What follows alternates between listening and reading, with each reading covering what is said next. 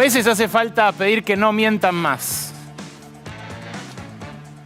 Todos estos países que estás viendo acá,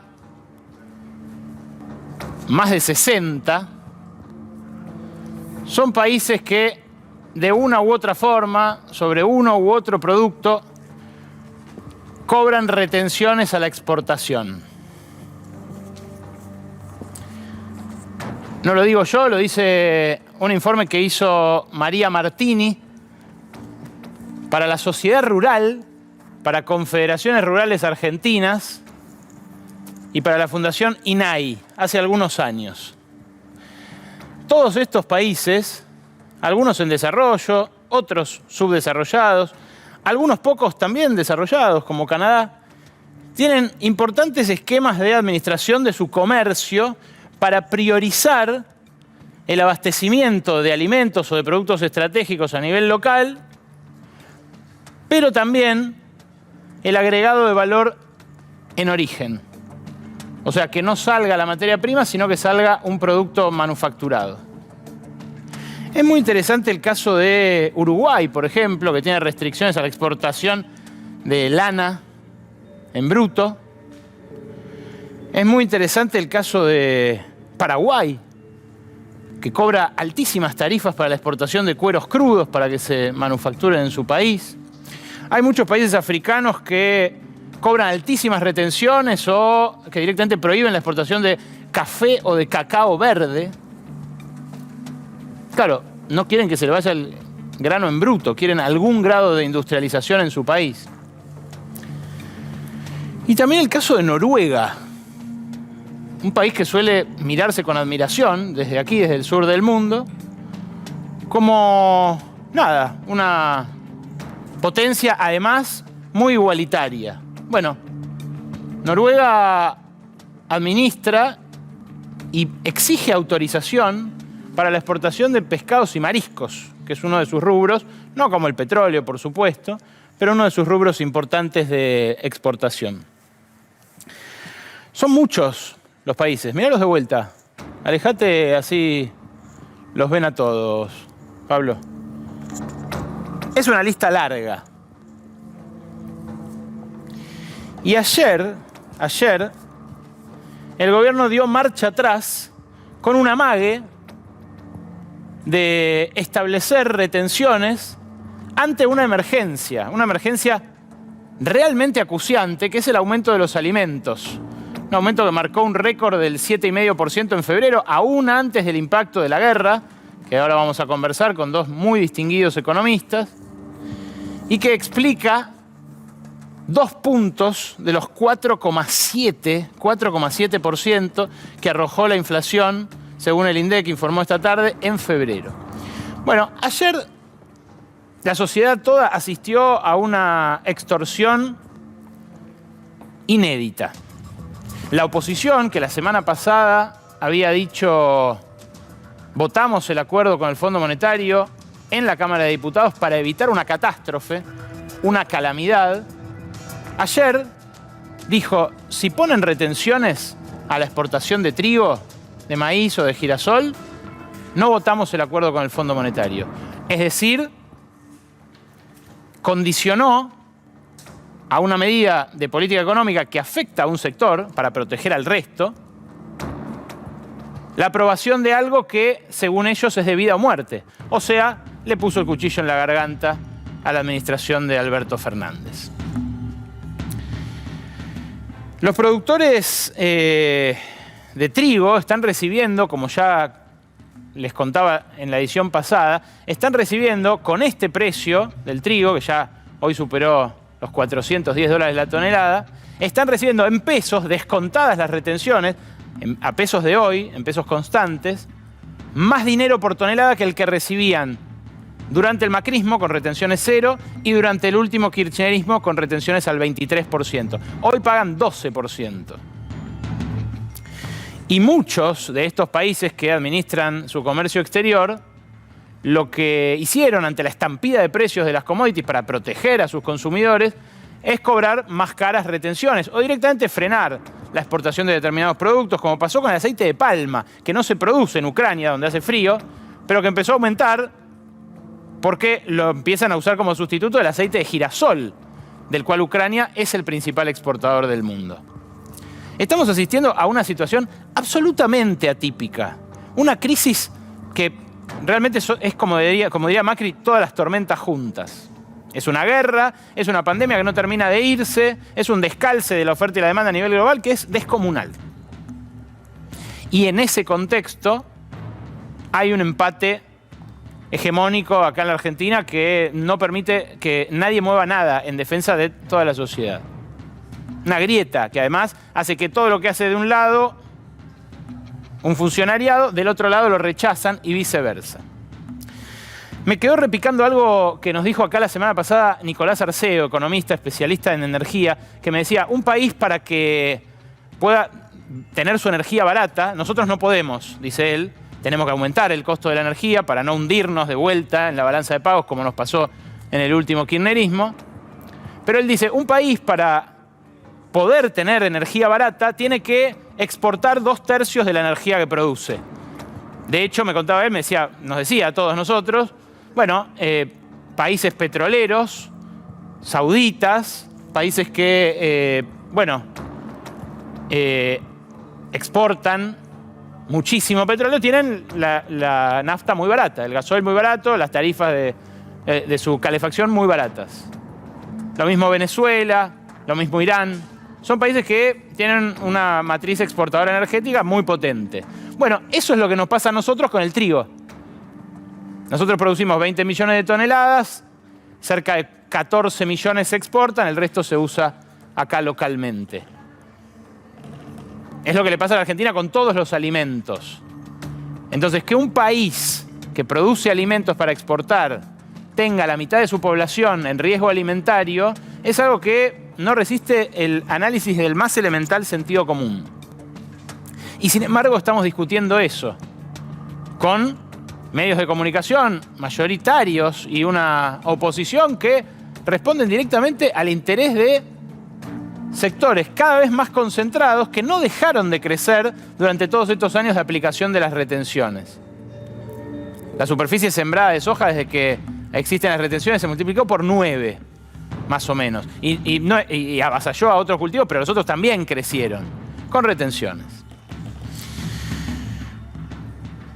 En ese contexto es que se aprobó en diputados el pacto con el Fondo Monetario Internacional. Y lo que surge de ese acuerdo es un esquema de vencimientos realmente muy complicado. Muy probablemente el jueves sea sancionado ya con fuerza de ley este pacto con el fondo. Pero mira el esquema de vencimientos que surge de su letra. El esquema de vencimientos que surge de la letra del acuerdo con el fondo. Es un esquema complicado. Un esquema que aquí pueden ver detrás mío, con capital e interés. Los vencimientos de cada año, vení, acércate. Los vencimientos de cada año, 2022, 2023, 2024, solo con el Fondo Monetario. Al principio no se paga capital, hasta 2026. Pero sí se paga una buena cantidad de intereses porque los intereses siguen siendo altos. Después empieza a complicarse, pero fíjate el total. Más de 13.000 millones de dólares en intereses que, bueno, son complicados de cubrir para una economía como la Argentina, que va a tener que generar muchos más dólares. Ahora, el problema no es este, el problema es que se juntan con los vencimientos de la deuda que renegoció Martín Guzmán en 2020, a finales de 2020. Juntos, los vencimientos dan como muestra el siguiente gráfico. Una montaña imposible de escalar para la economía argentina. Acá tenés los vencimientos solo de capital. Pero mirá cómo se empina esto. De un inicio que este año se va a pagar con la plata que manda el fondo, estos 7.500 millones de dólares, y luego cifras que oscilan debajo de los 10.000, salta violentamente en 2026 a 15.124 solo de capital. Y al año siguiente a 20.000. Todos los años entre 2027 y 2032, la Argentina va a tener que escupir 20.000 millones de dólares por año. Algo que no tiene, que muy difícilmente genere. Entonces, esta refinanciación, que supuestamente es un alivio que evita una catástrofe, en realidad es algo que se vota con la nariz tapada, que hace entrar en crisis al gobierno. Espera, todavía no muestres esta foto, por favor. Sí, quiero que veamos algo complicado, porque se va a meter en los meandros de la fractura política del Frente de Todos. En un ratito los va a explorar Lucía Isikoff. Pero, de verdad, lo votan con la nariz tapada. Dan marcha atrás con las retenciones y además de eso, se meten en un riesgo de default político. Porque patear para adelante, el default financiero, lo hace al gobierno entrar en una situación de debilidad irreversible. Fíjense lo que pasó. ¿Por qué les digo acá abajo que hay un riesgo de default político? Porque efectivamente el problema es que si el gobierno le tuercen el brazo, como le torcieron el brazo ayer con las retenciones, se lo sigan torciendo desde acá hasta que termine en 2023 y antes quizás incluso lo hagan entrar en una colisión interna que ya parece de curso irreversible. Hay una foto de hoy que ahora sí, mostrala por favor. Mostrala a pleno si la ven todos.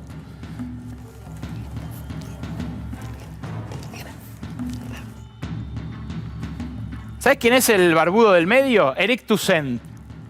Es el presidente del Comité por la Abolición de las Deudas Ilegítimas. Este hombre se reunió con Oscar Parrilli, que ahí lo ven, senador. Y otros 3 senadores también,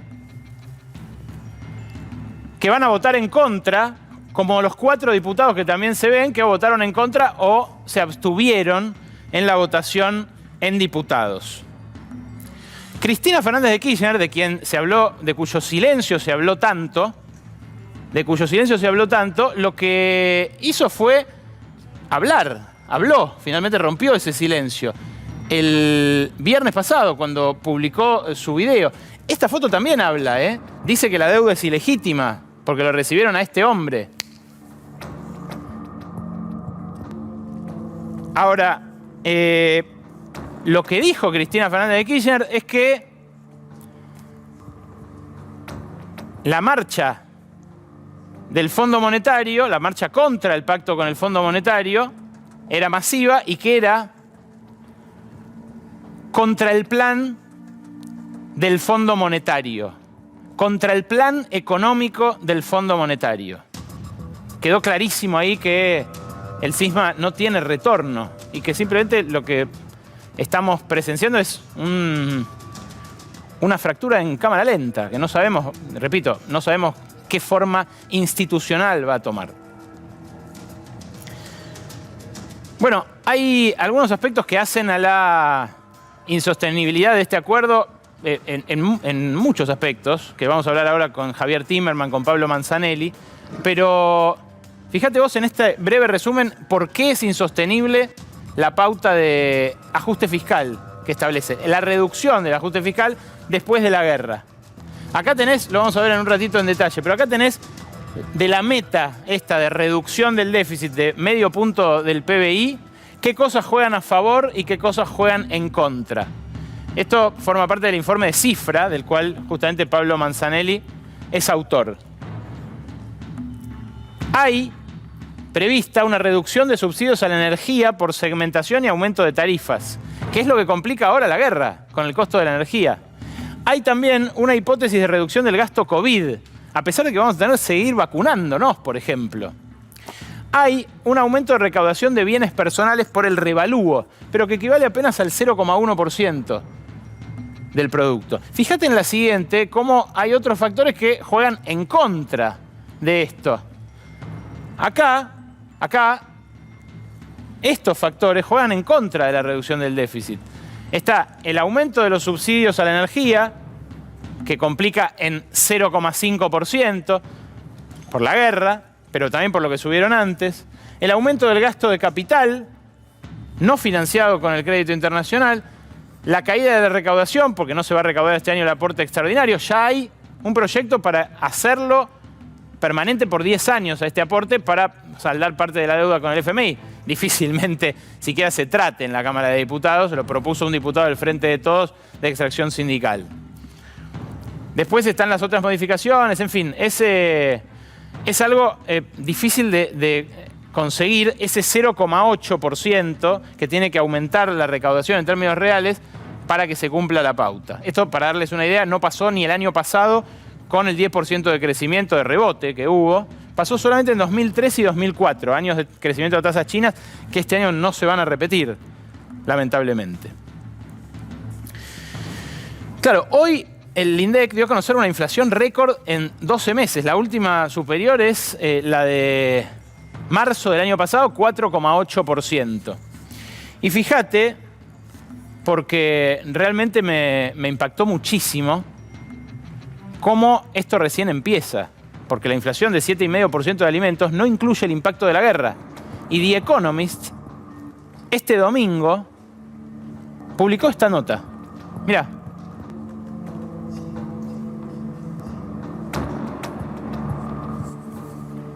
La proporción de los ingresos gastados en productos básicos está a punto de saltar en todas partes, dice la revista británica conservadora más consultada por los economistas. La nota es impresionante, es imperdible. Cierra con esta frase: la guerra en Ucrania ya es una tragedia. A medida que devasta y que siga devastando el granero del mundo, lo que se avecina es una calamidad. Claro, no es solamente la guerra. En China, en la provincia de Shenzhen, hay una cuarentena estricta hasta el 20 de marzo que abarca a 30 millones de habitantes. En Shenzhen se hace el iPhone, para darte una idea de los problemas que le puede generar esto a Occidente. En Shenzhen está el cuarto puerto más importante, más grande del mundo, y de ahí salen autos, electrónicos, microchips, de todo. Una pandemia que no se va, una guerra que no sabemos cuándo va a terminar, y un capitalismo que empieza a tener problemas coronarios, porque lo que está 8 veces más caro que en el invierno pasado, el invierno austral pasado, es la energía. Y la energía es la sangre de la globalización. Está dejando de fluir esa sangre. Y cuando termine la guerra no sabemos cuánto tiempo se va a quedar el colesterol, discúlpenme la metáfora lacunziana. El gasto en alimentos, dice esta nota en The Economist, va a volar por el aire. Y especifica incluso, con un informe del Rabobank, cuánto va a volar por el aire el gasto en alimentos en las distintas regiones del mundo. Mirá, en África, donde ya hubo revueltas masivas por el precio del alimento, hoy se gasta cerca del 20%, el dato de 2017 que toman como actual, en alimentos. Dicen que van a superar el 35% del ingreso promedio en alimentos en el África pobre. En Asia del Sur, que también es una región donde hay mucha pobreza, se va a dar una disparada tremenda también de esa magnitud. Después venimos nosotros, Latinoamérica. Hoy gastamos el 13% del ingreso promedio en alimentos. Se va a llegar al 20%, según este pronóstico. Y en los países más ricos, la proporción aumenta, pero se mantiene por debajo del 10%. En América del Norte por debajo del 10%, en Europa y en Asia Oriental se eleva incluso un poquitito por arriba. Es un momento dramático, como les digo, para la inflación como fenómeno en todo el mundo, pero específicamente para la inflación de alimentos. Y es algo que pega en Argentina, que no es el granero de Europa como Ucrania, pero en algún momento se propuso como el granero del mundo. Se dice, muchas veces se repite que producimos para 300 millones de habitantes. Es una equivalencia proteica que no sé si es correcta técnicamente, pero lo seguro es que exportamos mucho más alimento de lo que se consume acá. Mucho más que esos 2/3, 1/3 que me decía Nicolás Arceo la semana pasada. La inflación, sin embargo, es rampante y horada el ingreso de los que tienen menos, que son los que más gastan en alimento ya ahora. Por suerte, el presidente dijo que el viernes empieza la guerra contra la inflación. Yo espero que esta semana podamos empezar a poner orden al tema de la deuda tremenda que heredamos con el Fondo Monetario y yo les prometo que el día viernes va a empezar otra guerra, la guerra contra la inflación en Argentina. Vamos a terminar con los especuladores y vamos a poner las cosas en orden.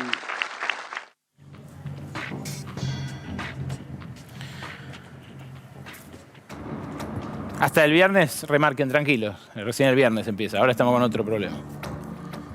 Mañana se va a reunir el Consejo del Salario Mínimo para retocar un piso salarial que hoy es miserable. La que lo demostró es Mariana González, que fue funcionaria en su momento del kirchnerismo y que acaba de sacar un informe también de Cifra con este dato.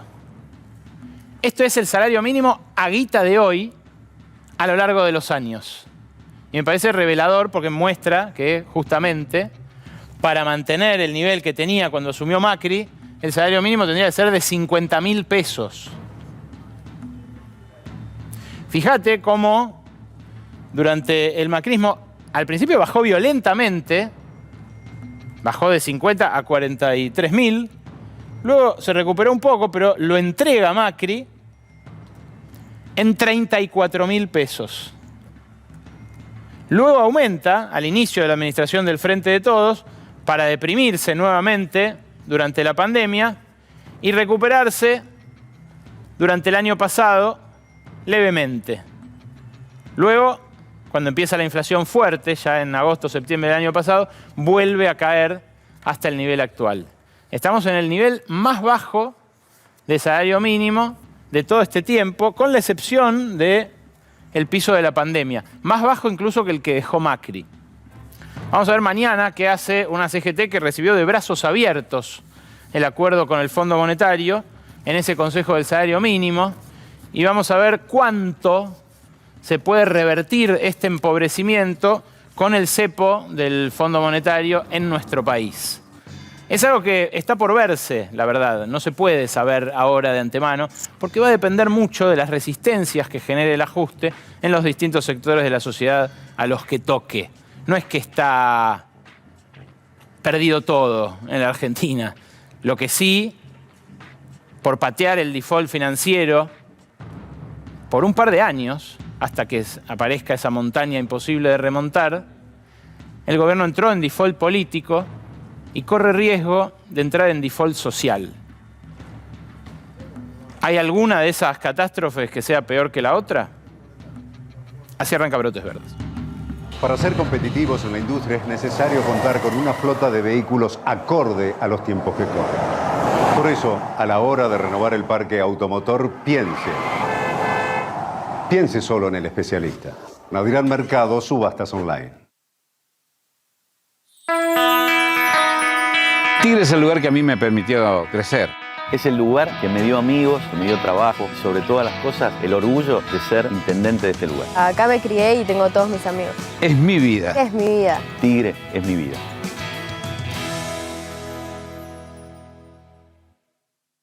Morón en obras. Estamos asfaltando las calles del partido, poniendo en valor las plazas y los espacios públicos, renovando la iluminación de todos los barrios. Continuamos construyendo el Morón que soñamos. Municipio de Morón, corazón del oeste.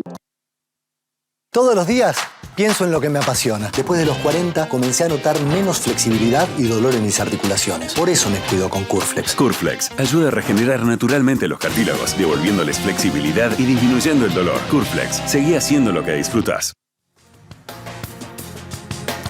Esta noche vamos a conversar con Javier Timerman, que es financista, es consultor financiero, vive entre Nueva York y Buenos Aires, más en Nueva York que en Buenos Aires, y con Pablo Manzanelli, que es economista de Cifra, que funciona bajo el paraguas de la CTA. Son dos economistas que yo respeto mucho, que expresan de algún modo lo que se está discutiendo en el Frente de Todos. No sé si están de acuerdo ellos conmigo por las caras que ponen, pero expresan discusiones que me parece no son las de la oposición, son discusiones que navegan una desesperación por resolver este problema, pero que lamentablemente no están encontrando una síntesis. En la política está todo mucho peor, Lubaisikov, ¿no es cierto? Y bueno, la verdad es que sí, Ale. ¿De qué vamos a hablar hoy? Bueno, del futuro del matrimonio. ¿Hay convivencia posible? Porque en definitiva, de lo que tenemos que hablar es de la relación entre Alberto y Cristina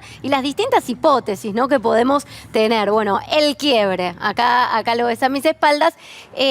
¿Cómo se puede materializar este quiebre? Porque que lo hay. Hay una fisura importante dentro del Frente de Todos, de estos dos espacios principalmente, y se puede materializar de distintas formas de acá a futuro. ¿Cómo se va a contener esa interna o si va a haber una ruptura?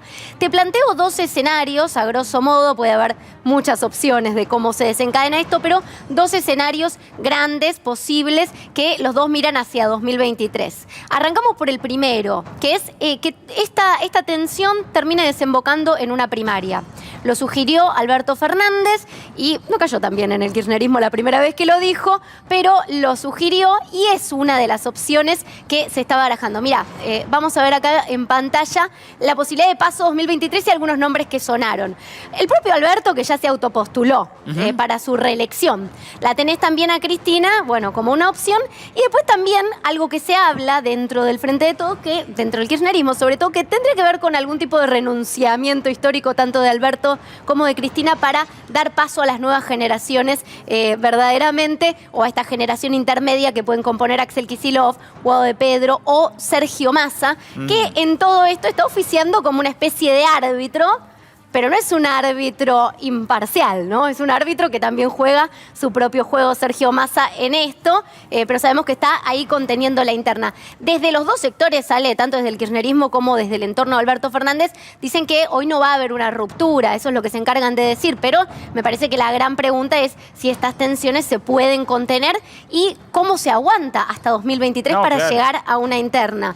Porque el problema es ese, cómo se expresan las diferencias mientras se gobierna dentro de una coalición. En realidad estos sectores ya se midieron en una elección y fue en 2017, ¿no? Sí. Ahí es cuando se definió de algún modo la cuota parte mayoritaria de Cristina Fernández, que sacó sola, aunque perdió con Esteban Bullrich, ¿cuánto? 37, cerca de 40, una cosa así. Bueno, Sergio Massa sacó 20 y pico, entre 15 y 20, ahora no tengo los números. Y Alberto Fernández también participó de esa elección. Con Randazzo. En otros tiempos. 6%. Bueno, después fue presidente, crea su entorno, pero nunca abrió paso al albertismo. Entonces, ¿qué tendría que pasar para esto? Bueno, cuando estas tensiones contenidas implican, por un lado, que Alberto Fernández resista a su propio entorno y no haga una purga en el gabinete, es que por un lado. La tentación está porque a la vez Alberto aportó lo que le hacía falta a Cristina para ganar las elecciones de 2019. Sí, que hay que ver si hoy está o no está. Digo, si eso se mantiene o no se mantiene. Las dos son cosas. Pero bueno, hay una pretéritas. resistencia ahí, también hay una resistencia en el kirchnerismo de seguir adentro de un gobierno siendo oposición o siendo semi-oposición. Muy difícil. Pero digo, una crisis contenida, ¿no? De momentos más explosivos y en otros momentos la crisis como rutina. ¿Este escenario para vos es el más probable?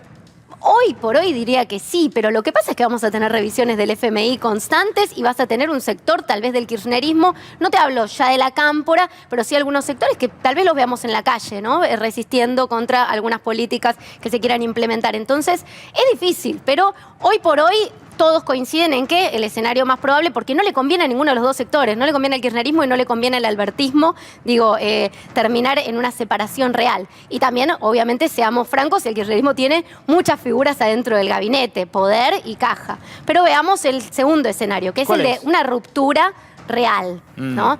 Una ruptura real, un retorno a Unidad Ciudadana o a el nombre que le pongamos del kirchnerismo, sobre todo de la cámpora, y el albertismo del otro lado. Ahí te digo, bueno, ahí sí se tendría que dar esta sanción, entre comillas, de la que hablan en el albertismo, de correr, y empezamos por nombres importantes. Guado de Pedro viene haciendo un acercamiento, pero no deja de ser el embajador de Cristina dentro del gabinete. Guado de Pedro, Luana Volnovich, Fernanda Raberta, González de YPF, digo, tenés muchos nombres que tendrían que empezar a correrse, y te digo, el orden de los factores altera el producto en el sentido de quién va a ser el que dé el primer paso. ¿Ellos van a dar un portazo o Alberto Fernández va a escuchar a lo que le está pidiendo su entorno y los va a echar del gabinete? Los dos tienen ganas. Los dos tienen ganas, pero los dos todos esperan que el otro dé el primer paso, porque a ninguno le conviene hacerlo. ¿Y en quién se apoyaría en ese sentido, Alberto, para, bueno, gobernar hasta 2023? Gobernadores, el peronismo de centro, Massa, ¿de qué lado queda? Digo, hoy Massa pujando para que salga el acuerdo con el FMI, pero también en una alianza con Máximo Kirchner, sabiendo que esos votos también son necesarios para 2023 y que él juega. Así que un escenario complejo, pero bueno, esta sería la segunda opción, una opción de ruptura que hoy nadie quiere aceptar. Digo, eso tiene que quedar claro, nadie dentro del Frente de Todos quiere hablar de esto, pero todos dicen que las ganas están o que hay realmente un escenario de muchísima tensión entre Alberto y Cristina. Vamos a ver, esta es una semana clave también para ver cómo se reposiciona Cristina frente a lo que viene. Gracias, Lu, clarísimo. Vamos a ver cómo esto impacta en la economía y me doy vuelta para saludar ya a nuestros invitados. Buenas noches, gracias por venir. Buenas noches. ¿Le ves posible cauce nuevo a esta situación, Javier? ¿Cómo? ¿Ves que se puedan reencauzar, que pueda seguir gobernando el Frente de Todos? Yo creo que sí. Yo creo que cuando estás en una situación tan difícil, donde tenés, bueno, los índices económicos que tenemos, donde hoy vimos el dato de inflación, yo creo que hay una cierta responsabilidad de gestión en medio de esta crisis que también tiene ciertos aspectos que son inesperados, como fue la pandemia, como fue ahora es la guerra, que nos va a tocar bastante de cerca. Me parece que hay una responsabilidad institucional y yo calculo que dentro del Frente de Todos va a primar eso ante nada. Y creo que también hay que quitarle un poco de dramatismo a la situación. Claramente el préstamo del fondo fue un tema muy relevante, fue algo, no es una decisión, la votación sobre qué hacer con este refinanciamiento no es una decisión fácil. Porque el acuerdo es malo, ¿no? No, yo no creo que no. A ver, ¿por qué? Yo creo que el acuerdo es bueno, pero... ¿En qué sentido? ¿Por qué? Creo que el acuerdo es bueno porque creo que tenemos que empezar a mandar cierto tipo de señales de ordenamiento en la economía y porque creo que es una forma que tiene la Argentina de mostrar cierto avance, ciertas políticas creíbles. Me parece que es un acuerdo relativamente que la Argentina puede cumplir. Creo que es un acuerdo también que es relativamente de corto plazo. Después en 2 años se negociará de nuevo, se verá cómo seguir, pero me parece que es una salida. Uno cuando mira las decisiones que tiene que tomar, cuando uno tiene que tomar este tipo de decisiones, también tiene que pensar en las alternativas. Yo no puedo decir, bueno, este acuerdo es malo, ¿qué hay? Si no es este acuerdo, ¿qué? Tengo que pensar en eso. O sea, ¿Pablo? Yo creo que este acuerdo tiene dos verdades relativas. En una coincido con Javier que efectivamente nos saca el default. Creo que no era saludable entrar en una situación de default con reservas netas negativas, por un lado con relaciones de fuerza que no te habilitan a plantear una situación extrema. Y por el otro lado creo que la otra verdad relativa es que no era el único acuerdo posible. Entonces yo en ese plano soy un poco más crítico respecto a cómo se llegó a esta situación. Me parece que se podría haber habilitado una negociación más dura, se podría haber intentado lograr la construcción política y social que te permita enfrentar al FMI, independientemente de que se consigan o no mejores cosas, porque sabemos que lo que hay enfrente es un poder económico mundial de envergadura, ¿no? Que no digo que sea simple. Pero lo que dice el gobierno es que no se podía llegar a esa negociación. Lo que se consiguió es lo mejor que se podía conseguir. ¿Eso es lo que discutís? Y yo creo que no se intentó con la seriedad que se merecía el asunto. Y coincido con Javier que es de corto plazo, pero la solución también es de corto plazo y eso genera problemas en las señales que damos a la economía, porque tenemos una recuperación que se va a limitar, como vos mostrabas antes, por el frente externo, porque hay divisas comprometidas en términos de los vencimientos que hay ya hoy para los próximos años, más las reservas que se comprometen. Por otro lado tenés el tema fiscal, que difícilmente vayan a cumplir la meta de reducción fiscal sin hacer un ajuste. Y todo eso combinado va a generar, creo que, un techo bajo para el crecimiento de la economía. Mira, yo estoy de acuerdo con lo que dice Pablo en general. El tema es que, porque cuando yo escucho las críticas, muchas de las críticas de este acuerdo generalmente critican el hecho de que no se consiguieron mejores condiciones, de que se podría haber pedido un tiempo más largo para pagar, que la tasa, que esto. Yo creo que no se puede todo. Y realmente me parece que, dadas las condiciones de la disputa política en la Argentina, la confrontación política, nada de esas condiciones, el fondo no hubiese accedido a ninguna de las condiciones estas que muchos estaban esperando. Yo creo que sería bueno, y yo creo que la Argentina merece esas condiciones de las que hablaba, una tasa más baja, no penalidad por la tasa, poder extender estos pagos, pero no lo vamos a poder lograr porque no tenemos la credibilidad que se necesita como país para que el fondo... Entonces el fondo debe decir, bueno, defaulten. O sea, también no es que lo que nosotros decidimos o lo que nosotros queremos es lo que el fondo va a acceder. Yo entiendo que muchas veces la tesis de la excepcionalidad argentina... Déjame decir una cosa más. Sí. Yo te garantizo que si Guzmán hubiese ido al fondo con 3 o 4 políticos de la oposición, con el apoyo del 85% del Congreso sobre un plan económico, la Argentina conseguía 30 años de plazo. Sí, yo estoy convencido de ¿Pero que... ¿cuándo había que hacer eso? Yo lo que me refiero es que yo creo que parte de nuestro problema es que al no tener consensos es muy difícil que el del otro lado te crean. Entonces, si no te creen, te dan este tipo de acuerdos de a 2 años, revisiones trimestrales, te dan todo tipo de cuestionamientos porque realmente piensan que vos no lo vas a poder cumplir. Es interesante lo que decís porque es lo que pasa también a nivel interno. Las retenciones, que como decía yo hace un rato, eso es algo obvio que tienen que subir en un país como la Argentina, que produce alimentos y que está viendo encarecer sus alimentos, son vistas como una herramienta kirchnerista por el campo y por la oposición. Entonces bloquean cualquier aumento porque es kirchnerista. Del mismo modo que el kirchnerismo ve que el aumento de tarifas, cualquier aumento de tarifas es macrista. Entonces hay como confusión entre la herramienta y el concepto o el objetivo. Se necesitan las dos cosas. Y bueno, es que son herramientas, claro, ¿no? Como un martillo. Puede clavar un clavo o romperte la cabeza. Falta racionalidad política, económica, me parece, ¿no? Es como que está por encima de la cuestión política. Pero mira, justo con el tema de retenciones se me venía algo a la cabeza cuando estaba hablando Javier. Y yo creo que, bueno, es cierto que probablemente no se hubiera conseguido mucho. Creo que era absolutamente necesario extender los plazos. Reducir la tasa de interés no es poca cosa, porque si eliminas los sobrecargos... son 14.000 palos. Son 10.000 millones de dólares que te ahorrás si le bajás a 1%.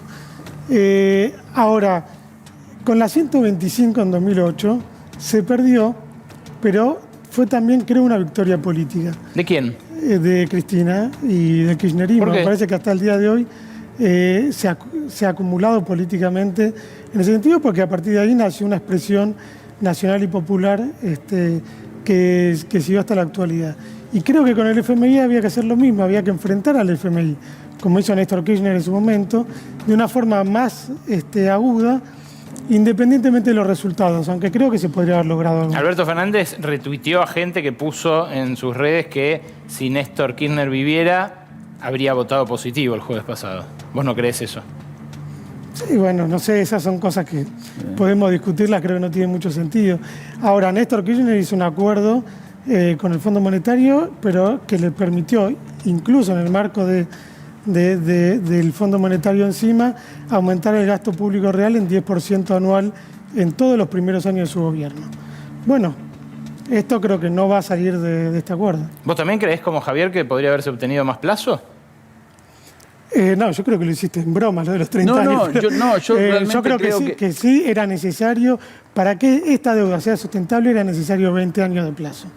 No, yo creo que no se podría haber conseguido más plazo en estas condiciones. Creo que el fondo no hubiese accedido a ninguna de estas demandas que muchos pretendían que el gobierno consiga. Claro.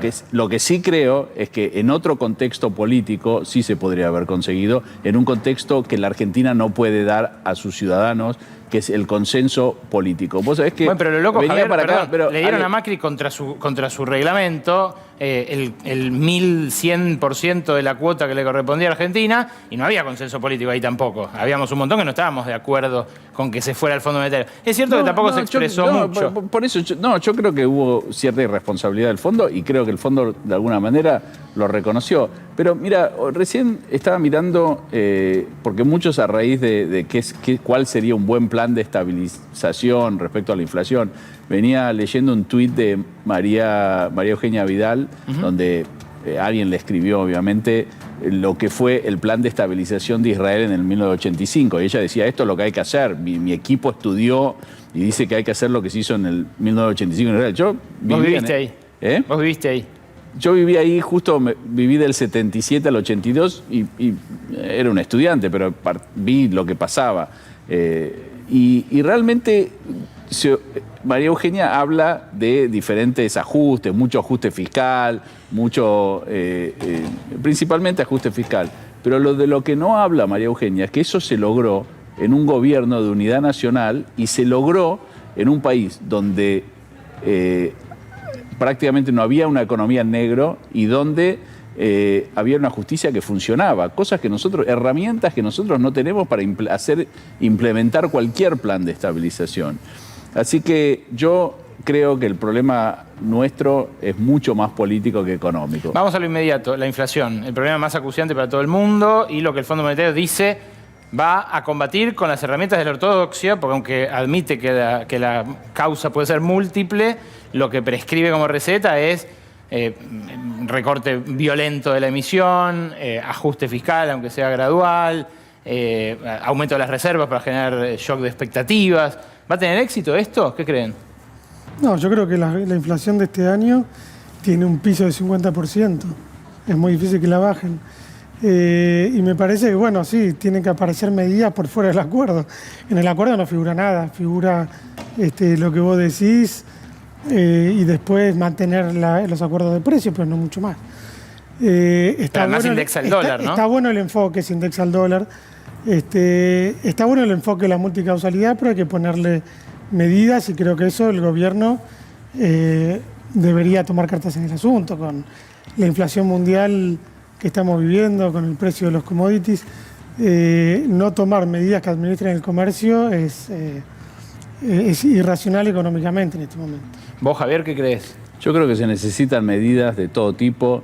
La Argentina no va a solucionar el problema inflacionario con medidas de corto plazo, ni tampoco medidas unilaterales.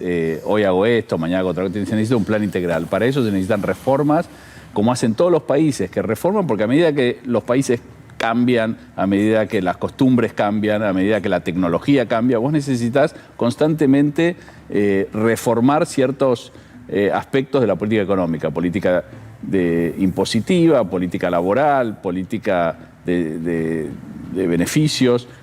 Lo hacen todos los países. Yo, mira, me acuerdo también, para volver un poco a la historia, en Estados Unidos hubo una reforma impositiva en el año 86 que realmente impulsó mucho del crecimiento que hubo en Estados Unidos, donde se bajó la tasa del 75% para algunos sectores al 22%. Pero claro, fue neutro porque se quitaron un montón de beneficios que hacían mucho más simple el código impositivo. Y eso acá es muy difícil hacer, o todo ese tipo de reformas es muy difícil hacer porque todos tienen alguien que no, bueno, esto no, acá yo necesito, y los lobbies y todo. Entonces, la realidad es que los argentinos están sufriendo, la realidad es que con una inflación de este nivel es muy difícil que haya inversión. Y bueno, se necesitan acuerdos y espero que la clase política esté a la altura. Vos, Pablo, trabajás en Cifra, que es de una central sindical.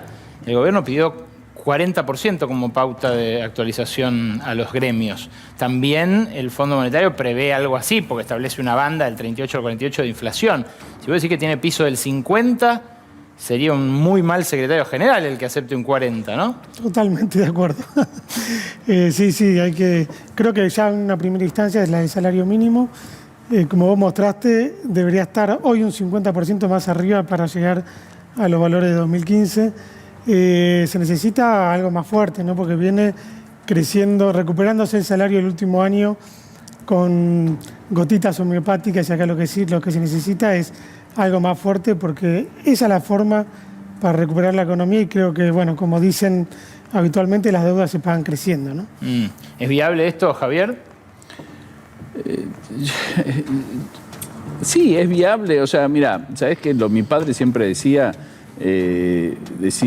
Romeo y Julieta es una tontería, es una obra, es un argumento estúpido, pero lo escribió Shakespeare, entonces es una genialidad. Todo esto es viable, depende de quién lo ejecute y depende de los consensos que logre en la clase política. De lo contrario, no hay medidas mágicas. Acá estamos viendo el cuadro que les mostraba al principio del programa, para los que se lo perdieron.